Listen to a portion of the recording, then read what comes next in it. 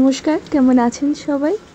আজকে শুভ মহালয়া, দেবীপক্ষের শুভ সূচনাতে আপনাদের সকালকে আমার নতুন একটি ভিডিওতে অনেক অনেক স্বাগত জানাই। চুলি ফুলটা আমার বাগানের, আর কাশফুল যেটা দেখলেন ওটা আমার পিসিদার বাড়ির ছাদ থেকে দেখা যায়। আজকে লাঞ্চে একদম ছোট্ট একটা আয়োজন। আজ থেকে পুজো সিরিজের ভিডিও আমি আপলোড করব। আপনারা কি করে সহজে পুজোর সময় সুস্বাদু কিছু রান্না করে খেতে পারেন।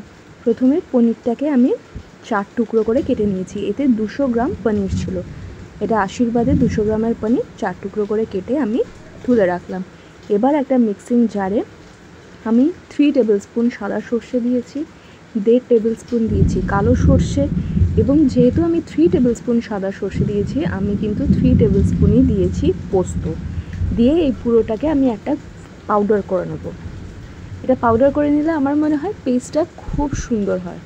দিয়ে এবার পাউডার করে নেওয়ার পর তার মধ্যে আমি 2টো কাঁচা লঙ্কা দিয়ে দিচ্ছি, একটু স্বাদ মতো লবণ দিয়ে দিচ্ছি, আর দিয়ে দিচ্ছি হলুদ গুঁড়ো।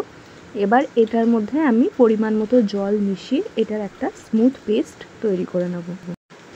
তো এখানে এটার আমার একদম একটা স্মুথ পেস্ট তৈরি হয়ে গেছে।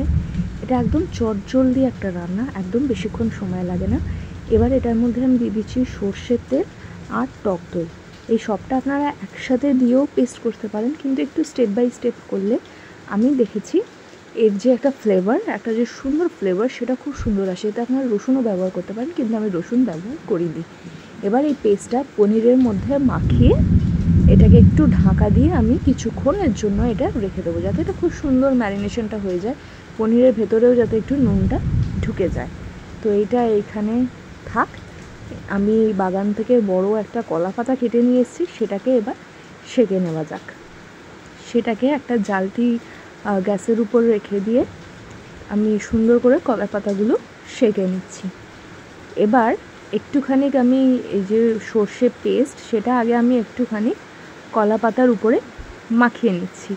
দিয়ে এবার একটা করে পনিরের স্লাইস এর মধ্যে দেব, আর সুন্দর করে ফোল্ড করে এটাকে আমি ভালো করে বেঁধে নেব। তো এর উপর দিয়েও আমি একটুখানি এই সর্ষের পেস্ট সেটা দিয়ে দিচ্ছি। এবার এর উপরে একটা কাঁচা লঙ্কা দেব। আপনারা চাইলে আর একটু সর্ষের তেল দিতে পারেন, আমি আর সর্ষের তেলটা দিলাম না, একটা কাঁচা লঙ্কা দিলাম। দিয়ে এবার এটাকে একদম সুন্দর করে ফোল্ড করে আমি সুন্দর করে এটাকে বেঁধে নেব। আপনারা অবশ্যই কমেন্ট করে জানাবেন মহালয়ার দিন আপনাদের বাড়িতে কি কি রান্না হয়েছে, আপনারা কি কি খেয়েছেন, কিভাবে মহালয়াটা সেলিব্রেট করলেন আমাকে জানাবেন। ব্রেকফাস্টে কি হয়েছিল? লুচিটা তো মাস্ট, আমাদেরও হয়েছিল, তবে সেটা আর আমার ভিডিও করা হয়নি।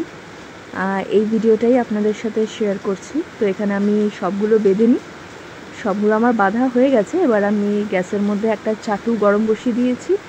এটার মধ্যে একটু তেলটা গরম হয়ে গেলে এটাকে দিয়ে দিচ্ছি একদম মিডিয়াম ফ্লেমে। 5 মিনিট করে দুদিকেই আমি ফ্রাই করব। তাতে আমি দেখেছি পনিরের তলায় একটা খুব সুন্দর ক্রিস্পি একটা লেয়ার তৈরি হয়। আপনারা যদি আমার ভয়েস ওভারের সাথে সাথে বৃষ্টির আওয়াজ পান, প্লিজ আমায় একটু ক্ষমা করবেন, কারণ এখন সব সপ্তাহতেই বৃষ্টি হচ্ছে। আমার সুন্দর করে পনিরের পাতুরিগুলো ভাজা হয়ে গেছে। এবার আমি ভাতের সাথে এটাকে সার্ভ করার পালা।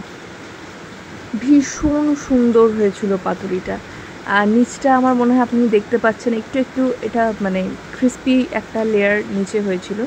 ট্রাই করে জানাবেন কেমন লাগলো, অবশ্যই একবার ট্রাই করুন।